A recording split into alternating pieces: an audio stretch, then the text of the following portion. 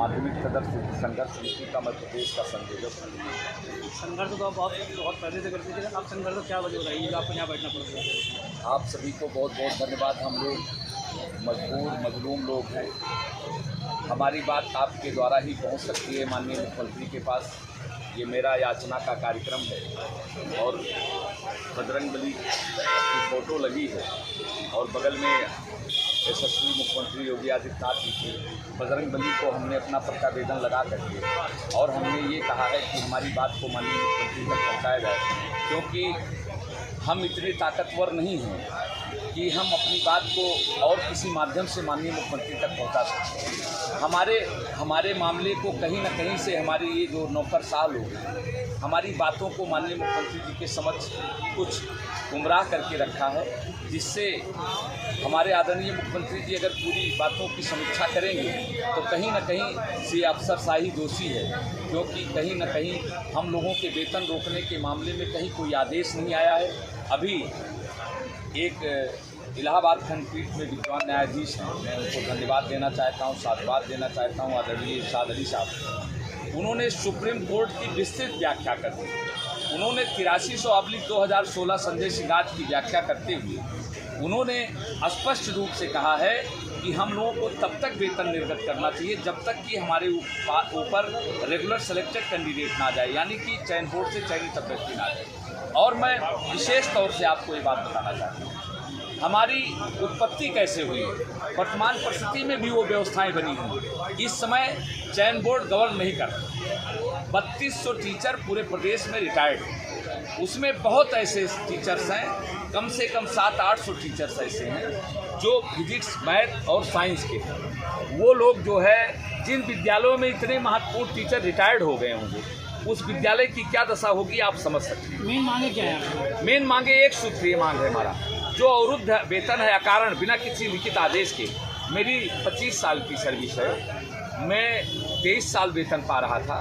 अभी कहीं कहीं मई में, कहीं जून में, कहीं अगस्त में, कहीं दिसंबर में, कहीं कहीं रेगुलर आज भी वेतन मिल रहा है।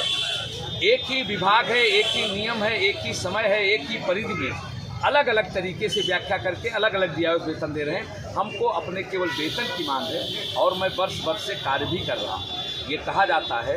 आज हमको बैठे कितने दिन हो गए? हम लोगों का आज बैठे हुए 7वां दिन हो तो गया। आला अधिकारी आपके पास अभी तक पहुँचे हैं? एक दिन डायरेक्टर महोदय आए थे हम लोगों के सामने, तो उन्होंने अच्छी बात की, लेकिन जब बाद में मैंने सुना आपके मीडिया के माध्यम से, तो जो उन्होंने बात की उसकी मैं निंदा करता हूँ, मैं उसकी भर्त्सना करता हूँ। आपसे एक चीज़ उनसे मैं कहना चाहूँगा, मिलेंगे तो आप ज़रूर पूछिएगा। जब मैं बोर्ड परीक्षा की ड्यूटी करता हूँ तो मैं संवैधानिक हो जाता हूँ। जब मैं मूल्यांकन करता हूँ, कापियों की जांच करता हूँ, तो मैं संवैधानिक हो जाता हूँ। जब मैं चुनाव ड्यूटी करता हूँ तो मैं संवैधानिक रहता हूँ। जब मैं वेतन मांगता हूँ तो मैं संवैधानिक हो जाता हूँ। इतने जिम्मेदारी का काम ये कैसे हमसे लेते हैं? कितना टाइम से आपको वेतन मिल रहा है? कहीं कहीं साल भर हो गया, कहीं 10 महीना हो गया, कहीं 8 महीना है, कहीं कहीं रेगुलर चल रहा है। सब परिस्थितियाँ अलग योगी आदित्यनाथ की सरकार है और आप अपनी सरकार में जो है कहीं ना कहीं ड्यूटी पाए जा रहे हैं, देखा भी जा रहा है कि उनको आपने वोट भी दिया। आज इस नौबत आ गई कि आपको जमीनों तो किस बात का है? हम भारतीय जनता पार्टी के कार्यकर्ता हैं, हम भारतीय जनता पार्टी के लोग हैं, हम ब्राह्मण और क्षत्रिय हैं, इसलिए हमारा वेतन नहीं दिया जा रहा है और हम सनातन संस्कृति को मानने वाले हैं। मैं चुनौती देना चाहता हूँ, मेरे ही जैसी नियुक्ति अल्पसंख्यक विद्यालयों में होती है, वहाँ सब कुछ ठीक है, हैसियत हो इनकी डायरेक्टर की, तो अल्पसंख्यक विद्यालय का वेतन रोक दें।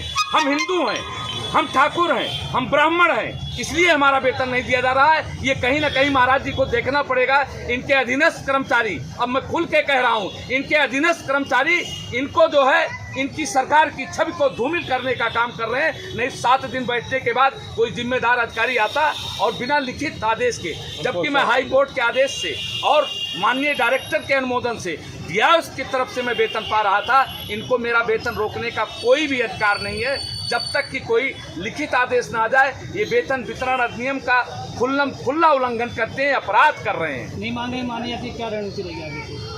रणनीति नहीं रहेगी, रणनीति हमारी यही है। अभी तो मैं याचना कर रहा हूँ, रणनीति का खुलासा मैं बुधवार को मीडिया के माध्यम से मैं करूँगा। केंद्र में सरकार, उत्तर प्रदेश में सरकार, उसके बाद भी आपकी मांगे नहीं? दुर्भाग्य सी बात की है दुर्भाग्य अगर आप यही करें मैं ब्राह्मण हूँ, अगर मैं भारतीय जनता पार्टी का, बिल्कुल मैं ब्राह्मण हूँ, मुझे गर्व है, मैं क्षत्रिय हूँ, मुझे गर्व है, मैं क्षत्रिय कुल में जन्मा हूँ, मैं अयोध्या से हूँ, प्रभु श्री राम की धरती से, मैं उस कुल खानदान का हूँ, मैं उस कुल खानदान का भी हूँ। दुर्भाग्य इसी बात का, यहाँ हम हनुमान चालीसा कर रहे हैं, सुंदर पाठ कर रहे हैं, सीताराम नाम का जाप कर रहे हैं, मैं सरकार का मुर्दाबाद नहीं लगा रहा। जिन हाथों से मैंने चाक और डस्टर उठाए हैं, उन हाथों से मैं पत्थर नहीं फेंक सकता हूँ। मेरी एक गरिमा है, मेरी एक महिमा है। अध्यापक सृष्टि की संरचना करता है। मैंने द्रोण भी पैदा किया, मैंने एकलव्य भी पैदा किया, मैंने IAS भी पैदा किया, मैं मतलब मेरा समाज। लेकिन दुर्भाग्य आज वेतन के लिए ये अध्यापक रो रहा है और आप सब भी किसी के शिष्य होंगे। मैं आपसे इस मीडिया के माध्यम से प्रार्थना और विनती करना चाहता हूँ, आप मेरे प्रभु हो जाइए, हमारे कर्णधार हो जाइए, मेरी बातों को सरकार तक पहुँचा दीजिए। इसी के साथ आपको बहुत बहुत धन्यवाद, बहुत बहुत